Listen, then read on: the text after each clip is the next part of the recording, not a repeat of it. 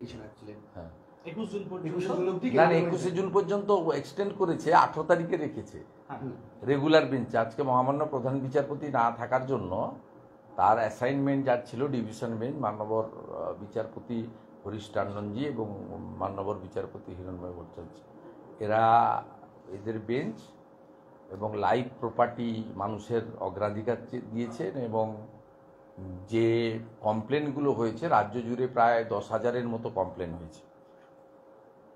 সবচেয়ে বেশি কমপ্লেন হয়েছে দক্ষিণ 24 পরগনা, উত্তর 24 পরগনা, কোচবিহার জেলায়। এর বাইরেও সমস্ত জেলায় কম বেশি কমপ্লেন রয়েছে। আপনার পশ্চিম মেদিনীপুর জেলা, বীরভূম জেলা, এরকম প্রচুর কমপ্লেন অভিযোগ অন্যান্য জেলাগুলোতেও আছে। এবং সব জায়গায় একটা থ্রেটনিং চলছিল যে 19 তারিখে কেন্দ্রীয় ফোর্স চলে গেলে তারপরে মৃত্যুর মিছিল হবে 21 সালের মতো, সরাসরি হুমকি দেওয়া হচ্ছিল। এবং সেই কারণে আমরা উদ্গ্রীব ছিলাম। আর কেন্দ্রীয় যে ফোর্স আছে এরা ইলেকশন কমিশনের অর্ডারে আছে, এবং যেহেতু ইলেকশন কমিশন অর্ডারটা এমসিসি চলাকালীনই দিয়েছিলেন, তাই 19 তারিখ ছিল লাস্ট। ইতিমধ্যে মুখ্যমন্ত্রী তারা যাতে বেরিয়ে যেতে চলে যেতে পারেন, সেই জন্য তিনি নবান্ন থেকে সরাসরি নির্দেশ দিয়েছিলেন স্কুল ছাড়তে হবে। স্কুলে থাকলেন, কোন বাড়িতে থাকলেন সেটা নিয়ে তো আমাদের বিরোধী দলের বা বিরোধীদের মাথা ব্যথা বা জনগণের মাথা ব্যথা নয়। থাকার দায়িত্বটা রাজ্য সরকারের। তারা যেখানে খুশি রাখুন, স্কুলও চালু রাখুন, এটা নিয়ে কোনো সমস্যা নেই। কিন্তু এই যে ধমকিটা গোটা রাজ্য জুড়ে চলছিল যে 19 তারিখে কেন্দ্রীয় বাহিনী চলে যাবে, তারপরে আবার 21 সালের মতো আমাদেরকে বা পঞ্চায়েত নির্বাচনের মতো আবার ব্যাপকভাবে অত্যাচার আমরা করব। কেন্দ্রীয় বাহিনী থাকা অবস্থাতেই প্রায় 8-10 হাজারের বেশি কমপ্লেন হয়েছে। মেল করে থানা তো অনেক জায়গায় কমপ্লেন নেয়নি, পরে অবসরকালীন বিচারপতি মাননীয় কৌশিক চন্দ্রের বেঞ্চ ডিজিপির 2টো মেল আইডি দিয়ে বলেছিলেন কমপ্লেন করতে, তাতেও কয়েক হাজার কমপ্লেন নথিভুক্ত হয়েছে। এবং ভারতীয় জনতা পার্টির উদ্যোগে বিভিন্ন জায়গায় যে শেল্টার করা হয়েছে, তার মধ্যে আমি অনেকগুলো শেল্টার ইতিমধ্যে ভিজিট করেছি এবং পার্টির পক্ষ থেকে এবং আমি নিজেও ব্যক্তিগতভাবে তাদের লাইভলিহুডের জন্য পাশে দাঁড়ানোর ব্যবস্থা করেছি। আমি এরকম প্রায় 2,5-3 হাজার ঘর ছাড়া আক্রান্ত মানুষকে সেবাদান পর্যন্ত করেছি। তা সেক্ষেত্রে আজকে আমি বাধ্য হয়ে সোমবার দিন ফাইল করেছিলাম, অন্য অনেকে করেছিলেন। আবার একটা পিটিশনও ছিল যে স্কুল থেকে কেন্দ্রীয় বাহিনী সরিয়ে দেওয়া হোক। সে করতেই পারে যে কেউ।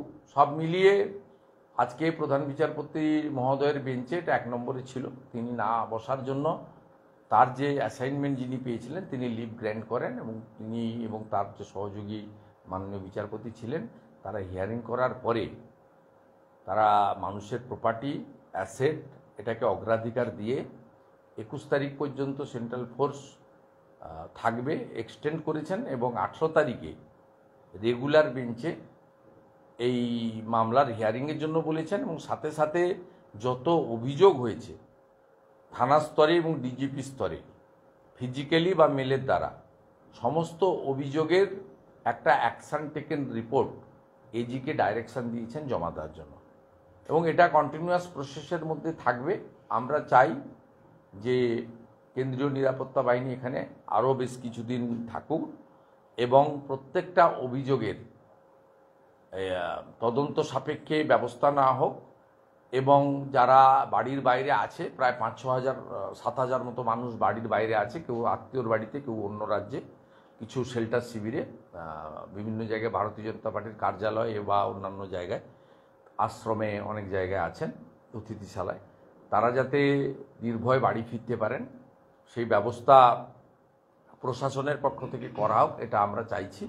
এবং ভারতীয় জনতা পার্টির যারা জেলা স্তরে কার্যকর্তা আছেন বা যারা গত নির্বাচনে লড়েছিলেন, যাদের এলাকা সাফার করেছেন, তারা প্রত্যেকে চেষ্টা করছেন আমি রাজ্যের বিরোধী দলনেতা হিসেবে রাজ্যের শাসক দলের দ্বারা আক্রান্ত প্রত্যেকটা মানুষের পাশে দাঁড়ানোর আমার যেটুকু সীমাবদ্ধ ক্ষমতা আছে, অসীম ক্ষমতা নেই, তার মধ্যে আমি দাঁড়ানোর চেষ্টাও করেছি। আমি তাদের এলাকা পর্যবেক্ষণও করেছি, লিগ্যাল ব্যাটলও করেছি। ভবিষ্যতে সাংবিধানিক দায়িত্বে যারা আছেন তাদের কাছে নিয়েও আমি আক্রান্ত মানুষজনকে নিয়ে পৌঁছানোর চেষ্টা করব।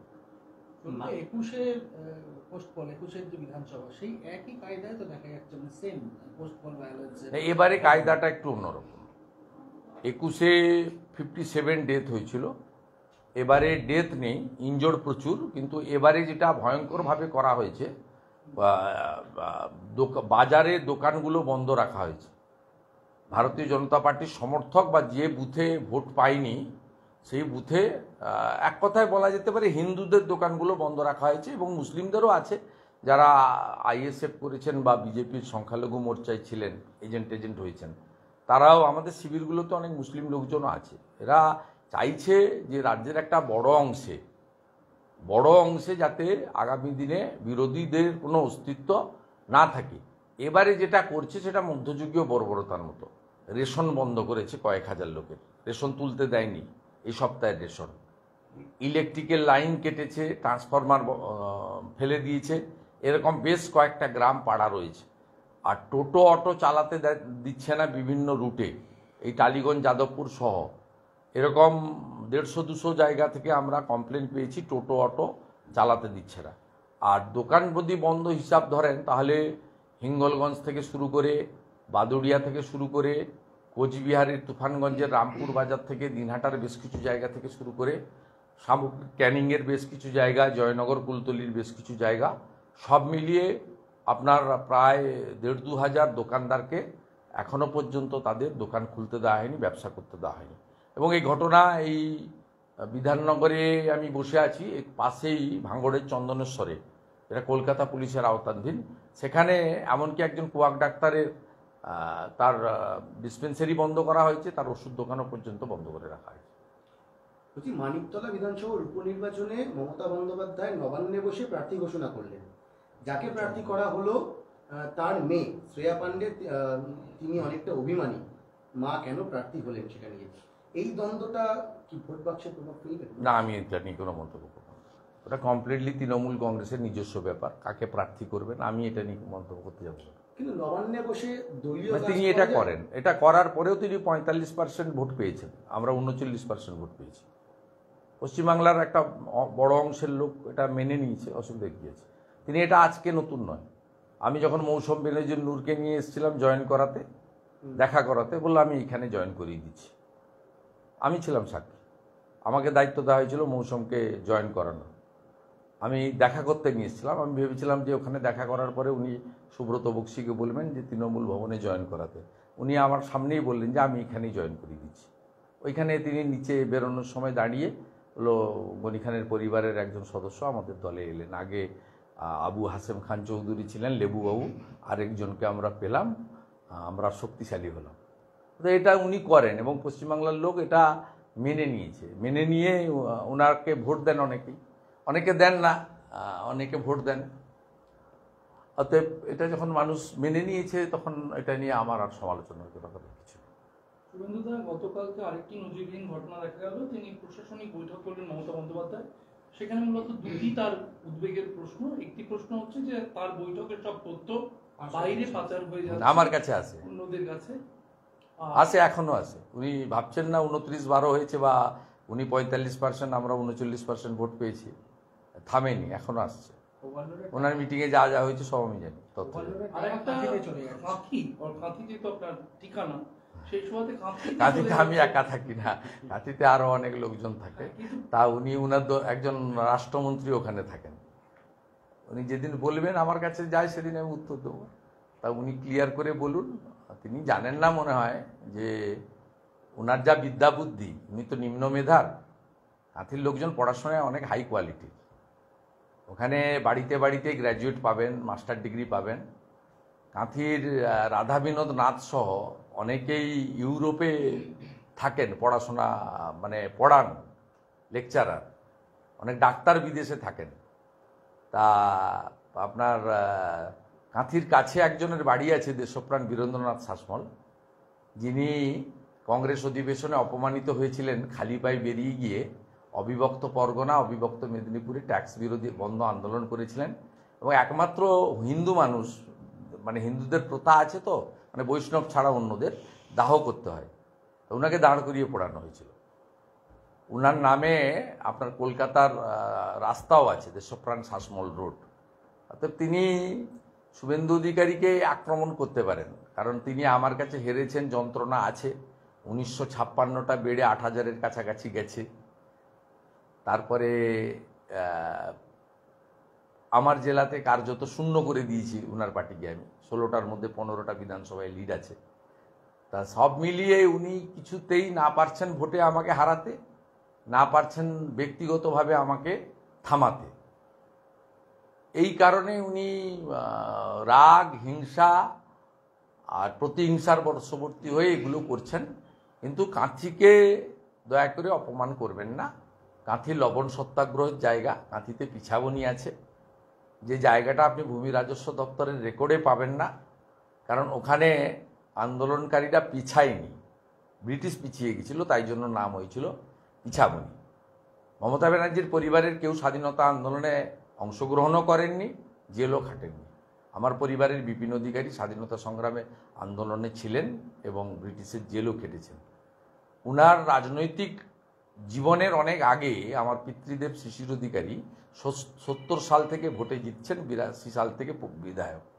তা স্বাভাবিকভাবে তিনি এই ধরনের কথাবার্তাগুলো যত বলবেন তত অন্তত আমার এলাকাতে উনি নিশ্চিহ্ন হয়ে যাবেন এবং মানুষ তত বেশি করে আমার সঙ্গে থাকবেন। আমি ওনাকে ধন্যবাদ জানাবো যে উনি হলদিয়ায় গিয়ে আমাকে আক্রমণ করেছিলেন, তাই হলদিয়ায় 21,000 ভোটে ওনার প্রার্থী হেরেছেন। ওনাকে আমি ধন্যবাদ জানাবো। উনি কাঁথি শহরে হেঁটেছিলেন, সেই জন্য কাঁথি শহরের প্রায় সব ওয়ার্ডে বিজেপি প্রার্থী এগিয়ে আছে এবং দক্ষিণ কাঁথি বিধানসভা কেন্দ্রে প্রায় 20,000 লিড বিজেপি পেয়েছেন। আমি ওনাকে বলবো বারে বারে আপনি আসুন এবং আমাকে আক্রমণ করুন, এতে আমার ভোট ব্যাংক আমার এলাকায় বা আমার নির্বাচক মণ্ডলী আরও বেশি করে আমার সঙ্গে এগিয়ে আসবে। শুভেন্দুবাবু, কেন্দ্রীয় বাহিনী থাকার আজকে যে হাইকোর্ট থেকে একটি এক্সটেনশন পাওয়া গেল, সেই দিনকেই দেখা যাচ্ছে জগন্নাথ সরকার, আপনাদের রানাঘাটের বিজেপি প্রার্থী, তিনি বলছেন কেন্দ্রীয় বাহিনীর ভূমিকা নিয়ে প্রশ্ন তুলছেন, ভোটে তাদের সঙ্গে তৃণমূলের যোগসাজশ ছিল, এরকম অভিযোগ করছেন জগন্নাথ সরকার। আমি তো কারোর সম্পর্কে মন্তব্য করি না। আপনারা অনেক সময় চালিয়ে দেন, আমি অমুক লোককে ইঙ্গিত করে বললাম, তমুক লোককে ইঙ্গিত করে বললাম। আমি দলের ভিতরে কোনো কথা প্রকাশ্যে বলি না। আমি খুব ডিসিপ্লিন লোক।